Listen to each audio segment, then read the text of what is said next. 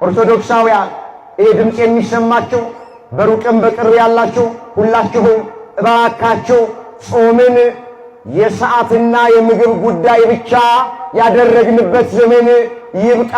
ጾም ከዛም የዘለለ ነው። እንደውም እንደ ቤተ ክርስቲያኒቱ አስተምሮ መሰረት የመጀመሪያው ደረጃ ጾም ማለት ከኃጢአት መጾም ነው። ከምን መጾም?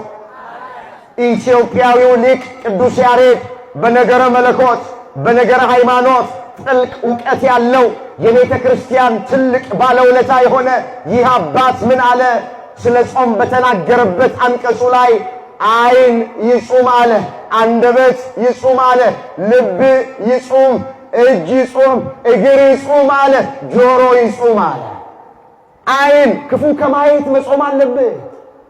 አንደበት ክፉ ከመናገር መጾም አለበት። ልባችን ክፉ ከማሰብ መጾም አለበት። እግራችን ወደ ክፉ ቦታ ከመሄድ መጾም አለበት። ጆሮቻችን ክፉ ነገር ከመስማት መጾም አለባቸው።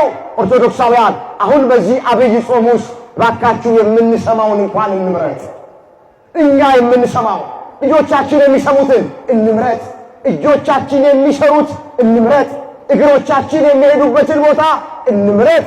በአንደበታችን ሰውን አንበድል። ምንድን ነው የሚለው መጽሐፍ? አንደበቱን ሳይገታ ልቡን እያሳተ እግዚአብሔርን አመልካለሁ የሚል ሰው የሱ አምልኮት ከንቱ ነው ይላል ያዕቆብ 1 ቁጥር 26 ላይ የተመዘገበ እግዚአብሔር ቃል። ቃሉን አስተውሉ። አንደበቱን ሳይገታ ልቡናውን እያሳተ እግዚአብሔርን አመልካለሁ የሚል ሰው የሱ አምልኮት ከንቱ ነው አለ። ጾም አምልኮታችንን ለእግዚአብሔር ከምንፈጽምባቸው ነገሮች መካከል አንዱ ነው። ስለዚህ ጾም ስንጾም አንደበታችንን ገተን እንዳመጣልን ሳንናገር፣ አንዳንድ ሰዎች የልቤን እግዚአብሔር ያውቃል እያሉ በአንደበታቸው የሚሸቱና በአንደበታቸው ክፉ የሚናገሩ ሰዎች አሉ።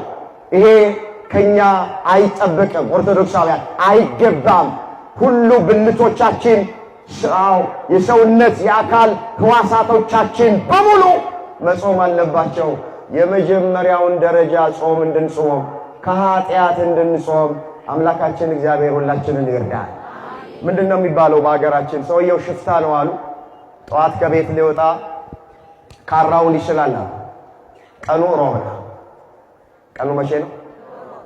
ሰው ለመግደል ካራውን እየሳለ ሲወጣ ሚስቱ ቁርስ ይዛ መጣችለት በሮብ ቀን። ከዛ ምን አላት? አንቺ እኔ ከመቼ ጀምሮ ነው በሮብ ቀን ደግሞ ቁርስ መበላው?